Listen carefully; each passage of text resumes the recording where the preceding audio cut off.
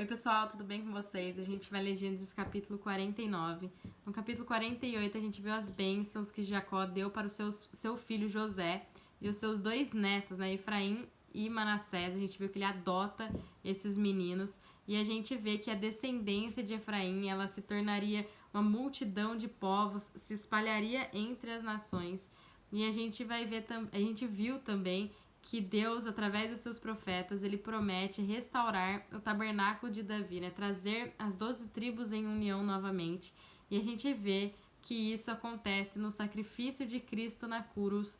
Quando ele se oferece, ele está trazendo Efraim de volta, ele está unificando, né? Trazendo a unidade entre os judeus e os gentios, tornando eles um só corpo de Cristo, né? Um só homem, um novo homem, a Bíblia fala.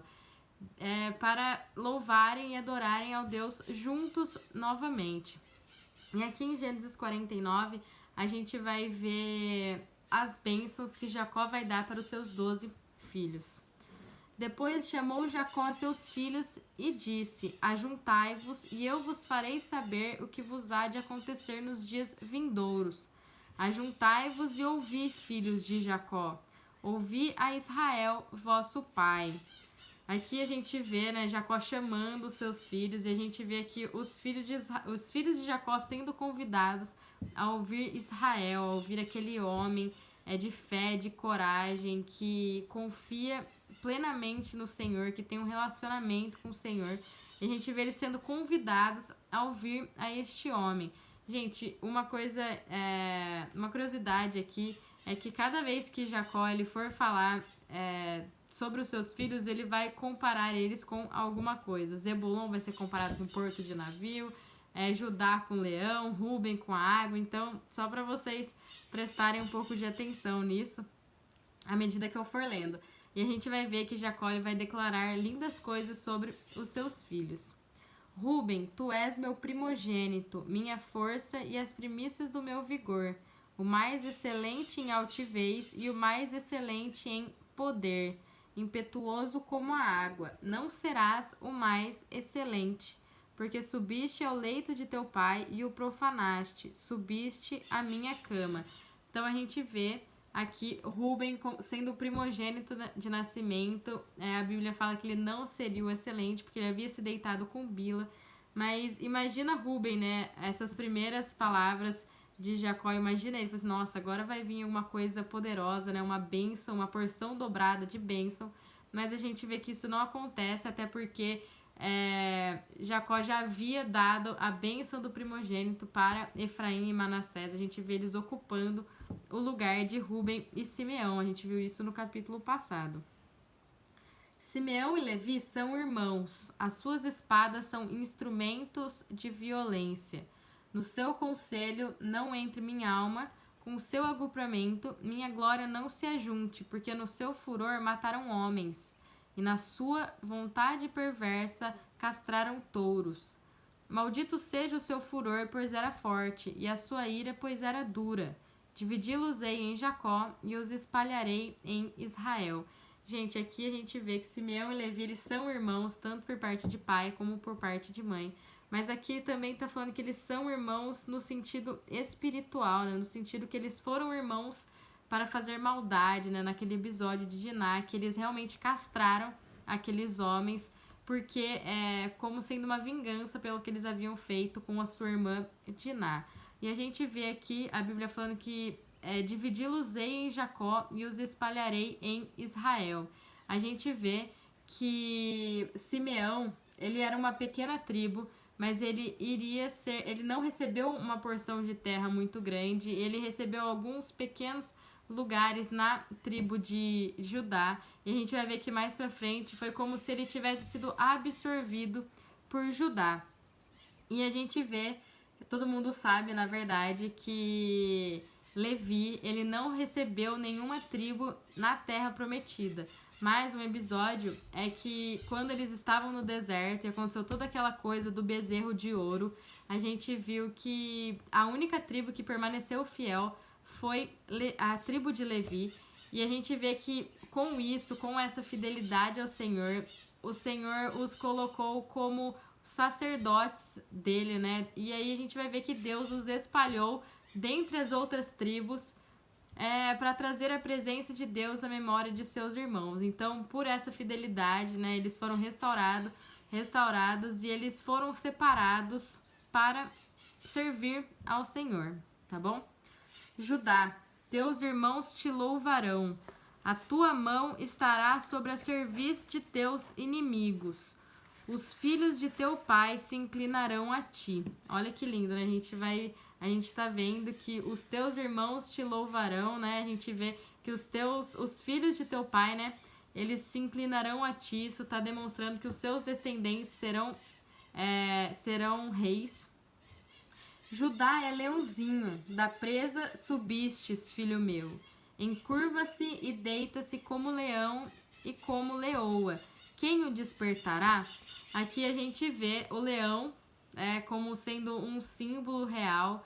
Um leão é forte, é rei dos animais, que ele deve ser temido, respeitado, e é um símbolo da tribo por também estar relacionado ao seu principal descendente, Cristo, uma vez que ele é da tribo de Judá, né? Ele veio da tribo de Judá e essa tribo é a tribo dos reis. O cetro não se arredará de Judá, nem o bastão de entre seus pés até que venha Siló. Ele amarrará o seu jumentinho à vide e o filho da sua jumenta à videira mais excelente. Lavará as suas vestes no vinho e a sua capa em sangue de uva. Os seus olhos serão cintilantes de vinho e os seus dentes brancos de leite. Olha que tremendo, né? Isso aqui a gente vê. O cedro, ele não se arredaria de Judá, né? O governo não se arredaria de Judá e nem o legislador de dentre os seus pés, né? Isso aqui indica tudo a autoridade que Judá teria, né? A gente vê que Judá reinou bastante, né? Teve muitos reis, mas tudo isso ficaria com Judá até que viesse Siló. E Siló, gente, significa o enviado, aquele a quem pertence. Então, tudo isso ficaria com Judá até que venha o Messias, né? Até que venha Cristo. E a gente vê que a eles, né? A ele obedecerão os povos, né? Nele congregarão os povos. E aqui a gente vê que os filhos de Israel devem obediência ao rei, né? No sentido messiânico mesmo. O conjunto das nações reunidas em torno de Jerusalém. E eles... a gente se ajuntará nele também na sua segunda vinda, que os quatro cantos da terra, todo mundo realmente estará adorando e glorificando o Messias. E a gente vê que o jumentinho, né, pacífico, ele carrega o rei da paz. A gente viu que Jesus, ele entrou em Jerusalém antes de ser morto, ele entrou sentado num jumentinho. E a gente vê esse jumento trazendo esse rei da paz, que ele trará abundância de todos os bens, né? Simbolizando aqui pelo vinho, né? A videira mais excelente lavará suas vestes no vinho e sua capa em sangue de uva. Então, os vinhos, né? Não ficaria só nos pés, o pessoal não amassaria os vinhos com os pés, né? Eles transbordariam, chegariam até sujar as suas capas e as suas vestes. E a gente vê aqui também o leite, né? Que seria um leite branco, os olhos cintilantes. Então seria muita prosperidade, muita abundância. E é isso que o Messias nos traz, né? Além de trazer a paz, que apesar de tudo, apesar do que possa estar acontecendo lá fora, se a gente tiver ele dentro da gente, a gente está em paz e a gente só precisa dele.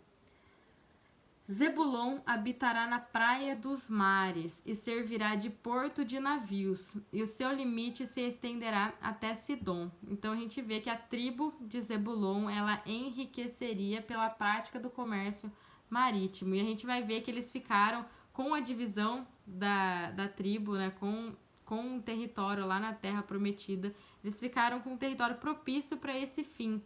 Eles ficaram numa rota importante, né? Perto do mar Mediterrâneo e também próximo ao mar da Galileia.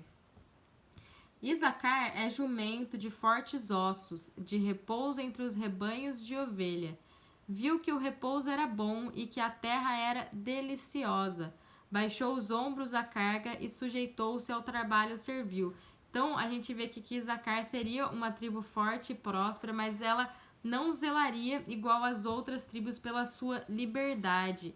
Ela se tornaria servos e pagariam tributos para as outras nações, né, só para ter esse privilégio de ter bens materiais, tá bom? Dan julgará o seu povo, será como uma das tribos de Israel. Dan será serpente junto ao caminho, uma víbora junto à vereda, que morde os talhões do cavalo e faz cair o seu cavaleiro por detrás. Aqui, gente, a gente vê que Dan, o nome está relacionado também a julgar, né, no hebraico, e a gente vê que essa tribo ela seria um inimigo sagaz. Apesar de ser uma tribo pequena, ela poderia vencer os seus adversários maiores do que ela, né? Como a gente vê aqui a serpente contra o cavalo, tá? A serpente é realmente astuta e a gente vê, quando a gente for ler Juízes, a gente vai ver que Sansão é da tribo de Dan. A tua salvação espero, ó Senhor. Aqui, gente, a gente vê um louvor de Jacó, né? Como se dizia: apesar da liderança de Judá, da força de Isacar, da astúcia de Dan, eu ainda espero e confio no Senhor. A minha salvação ainda vem do Senhor. Gade, uma guerrilha o acometerá, mas ele a acometerá por sua retaguarda. Gade seria exposta aos ataques, né, de outras nações, porque devido à sua localização geográfica, né? Mas ela lutaria e os venceria. Então a gente vê aqui Gade como uma tribo guerreira. Aser, o seu pão será abundante e ele motivará delícias reais. Então aqui a gente vê Aser como sendo um padeiro, né, que teria prosperidade fazendo isso, produziria comidas deliciosas adequadas para reis. Naphtali é uma gazela solta, ele profere palavras formosas. Aqui a gente vê, apesar de nos dias de hoje ser uma coisa ruim, né, o pessoal chama de gazela, enfim, é uma coisa boa, porque a gente vê que além da sua mobilidade, né, correria muito bem, a gente vê a sua eloquência louvada, produziria palavras formosas. Então a gente vê que eles eram excelentes mensageiros, tanto em velocidade como também para a fala. José é um ramo frutífero junto à fonte. Seus galhos se estendem sobre o muro. Aqui, gente, a gente vê que frutífero também se remete a Efraim, né, que significa duplamente frutífero. Gente, se a gente contar todas as bênçãos que José recebeu, tanto no capítulo passado como nesse capítulo, ninguém chega perto da quantidade de bênção que ele recebeu. Os flecheiros lhe dão amargura, atiram contra ele e o aborrecem. O seu arco, porém, permanece firme e os seus braços são feitos ativos pela mão do poderoso de Jacó. Sim, pelo pastor e pela pedra de Israel, e pelo Deus de teu pai, o qual te ajudara, e pelo Todo-Poderoso, o qual te abençoara, com bênçãos do altos do céu, com bênçãos das profundezas, com bênçãos dos seios e da madre. Aqui, gente, a gente vê Jacó falando dos flecheiros, né, que dão amargura contra eles. A gente vê que isso já havia acontecido. Flecha, normalmente na Bíblia, simboliza contar mentiras, proferir palavras de ódio. A gente vê que isso realmente aconteceu com José, quando os seus irmãos não odiavam ele, por ele ser o preferido de seu pai, por Jacó demonstrar isso. E a gente vê que Jacó, apesar de tudo isso, ele permaneceu firme, né? Ele realmente lutou o mal com o bem. E a gente vê que ele permaneceu debaixo da mão, né, do poderoso de Jacó. Aquele que a gente vê Jacó falando de Deus como uma intimidade muito grande. E a gente vê, olha o tamanho dessas bênçãos. Vai ser bênçãos do alto do céu, bênção das profundezas, bênçãos dos seios, né? Fartura e bênção da madre. Então, não haveria... As suas mulheres teriam filhos, produziriam descendências para ele. As bênçãos de teu pai excederão as bênçãos de meus pais, até ao cimo dos montes eternos. Estejam elas sobre a cabeça de José e sobre o alto da cabeça do que foi distinguido entre seus irmãos. Então a gente vê que, olha que tremendo, né? Jacó falando que as bênçãos que deram para ele, as bênçãos que Jacó tá dando para José são maiores do que as bênçãos que deram para ele. A gente vê que a gente na verdade não consegue nem imaginar isso, porque a gente vê que Jacó ele foi muito, muito abençoado por Deus, e José seria também muito, muito, né? E a gente vê que Efraim seria duplamente frutífero, duplamente abençoado. Benjamim é lobo, que despedaça pela manhã, devora a presa, e à tarde reparte o despojo. Então a gente vê Benjamim sendo feroz e um sucedido oponente, né? Guerreiro, e a gente vai ver que tem relação também com o que iria acontecer na história posteriormente da tribo. São estas 12 tribos de Israel, e isto é o que lhes falou seu pai quando os abençoou. A cada um deles abençoou segundo a bênção que lhe cabia. A gente vê aqui as 12 tribos, né? Porque a gente vê que os 2 filhos de José, então tira José e coloca seus 2 filhos, né? Efraim e Manassés, para a divisão, para dividir a terra prometida com eles. Depois lhe ordenou, dizendo: Eu me reúno ao meu povo, sepultai-me com meus pais na caverna que está no campo de Efron, o Eteu, na caverna que está no campo de Maquipela, fronteiro a Manre, na terra de Canaã, a qual Abraão comprou de Efron com aquele campo em posse de sepultura. Ali sepultaram Abraão e Sara, sua mulher, ali sepultaram Isaque e Rebeca, e ali sepultei Lia. O campo e a caverna que nele que foram comprados dos filhos de Et. Então a gente vê que ele pediu para ser sepultado em Hebron, onde estava toda a sua família, né? Abraão, Sara, Isaque, Rebeca, que ele havia sepultado Lia lá. E a gente vê que ele não sepultou Rebeca lá, porque Rebeca ela foi sepultada no meio do caminho quando ela teve Benjamim e morreu no parto.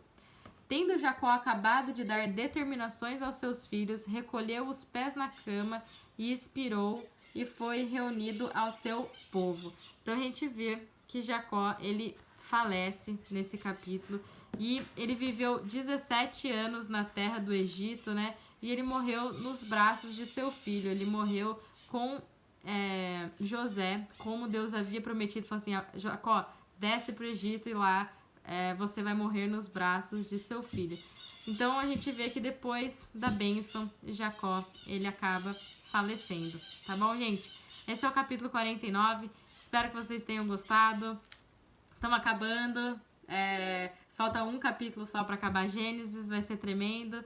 Fiquem com Deus e até o próximo vídeo.